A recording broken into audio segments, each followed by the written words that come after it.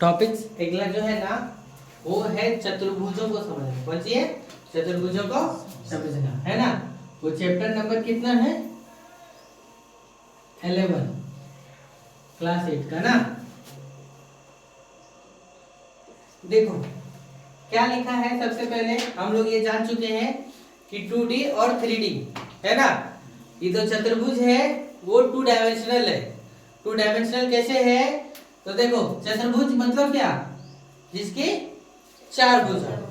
लेकिन आगे आगे हम लोग को सबसे पहले समझना है बहुभुज, है ना। बहुभुज मतलब जिसमें क्या हो जाए? बहुत सारी भुजा है ना। देखो सबसे जो बंद आकृति है वो कौन है? त्रिभुज है। कौन है? त्रिभुज। कौन? त्रिभुज है। और इसके आगे एक बाद मतलब जो 2 भुजा वाला कोई आकृति बंद नहीं बनता। जैसे देखो एक भुजा हम ऐसे खींच दिए और एक भुजा ऐसे खींच दिए तो 2 भुजा वाला बन गया। लेकिन ये क्या बंद आकृति बना क्या? नहीं। तो हम लोग बोलेंगे कि वह बंद आकृति है ना जो कम से कम कितने 3 भुजा से बनता है। देखो कम से कम कितना? 3 भुजा। क्या हो गया? त्रिभुज कहलाता है। वह बंद आकृति जो कम से कम 4 भुजा से बने उसे हम लोग क्या बोलते हैं? चतुर्भुज बोलते हैं। वह आकृति बंद आकृति जो कम से कम कितना 5 भुजा से बने उसे क्या? पंचभुज। वह बंद आकृति जो कम से कम कितना 6 भुजा से बने उसे क्या? षष्ठभुज। इसी प्रकार से जो 7 भुजा से बने उसे क्या? सप्तभुज। जो 8 भुजा से बने उसे क्या? अष्टभुज। जो 9 भुजा से बने उसे क्या? नवभुज, है ना। जो 10 भुजा से बने उसे क्या? दशभुज बोला जाता है। तो सब में कुछ टॉपिक्स है और ये जो सबसे पहला टॉपिक हम लोग को देखना है इसमें विकर्णों की संख्या को देखना है। किसको देखना है? विकर्ण, है ना। कौन सा? विकर्ण की संख्या। तो देखो विकर्ण की संख्या को निकालने के लिए हम लोग के पास जो फॉर्मूला है ना वो क्या है जानते हो क्या? n। क्या लिखेंगे तो ध्यान देखना, n into n minus 3। n into n minus क्या? 3 बटे कितना? 2। क्या लिखे? n इंटू n माइनस 3 बटे क्या? 2। ये क्या है? n विकर्णों की नहीं, किसकी? n भुजाओं की संख्या है। n किसकी संख्या है? भुजाओं की संख्या है ना। जैसे देखो हम लोग सबसे पहला टॉपिक जानेंगे कि विकर्ण क्या है।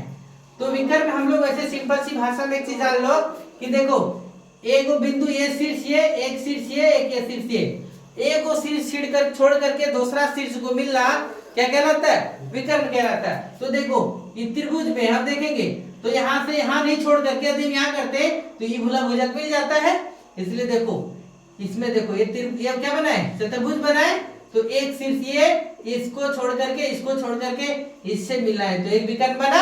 इसको छोड़ करके जब मिला है तो एक विकर्ण ये बना और इसमें 2 विकर्ण बना। तो हम लोग सबसे पहले n जानेंगे कि n क्या है। तो n भुजाओं की संख्या। जैसे आपसे सवाल पूछ दिया कि चतुर्भुज में विकर्णों की संख्या कितनी है? चतुर्भुज में क्या? विकर्णों की संख्या, है ना। तो देखो चतुर्भुज में विकर्ण की संख्या तो चतुर्भुज यानी क्या भुजा? चतुर्भुज यानी क्या भुजा? 4 भुजा। तो n बराबर इसमें कितना? 4। n बराबर कितना? 4। तो देखो क्या लिखेंगे formula n into n minus 3 बटे कितना?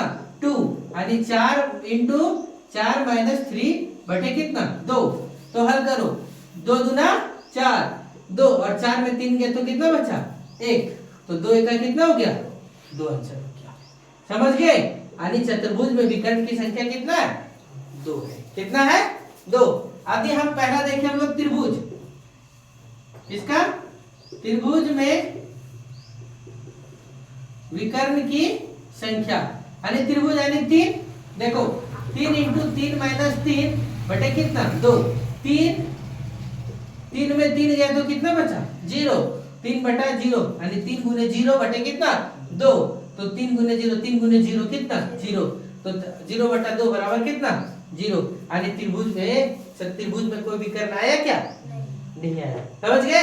तो इसीलिए देखो इस प्रकार से हम लोग और देखेंगे तो किसको देख सकते हैं? यानी विकर्ण वाला दे तो हम लोग सवाल बना सकते हैं। जैसे हम लोग को दे दे 5 भुज वाला, किसका दे दे? पंचभुज वाला। तो पंचभुज का यदि विकर्ण पूछे तो बना सकते हैं क्या? है यानी n बराबर कितना हो गया? 5। n बराबर कितना हो गया? 5। तो 5 इंटू 5 माइनस 3 बटे कितना? 2। फॉर्मूला जो लिखे तो जानते तो यहाँ देखो ये तो कटेगा नहीं अभी।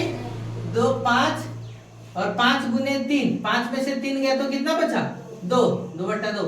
यानी ये कट गया, ये कट गया, तो इसमें कितना हो गया? 5। कितना विकर्ण हो गया? 5 हो गया। देख रहे हैं इसमें विकर्णों की संख्या कितना? 5। इस प्रकार से हम लोग निकाल सकते हैं सबका एक एक करके, षष्ठभुज, सप्तभुज, अष्टभुज। तो हम लोग को जरूरत नहीं है। क्लियर? इसके बाद हम लोग किसका बताएंगे?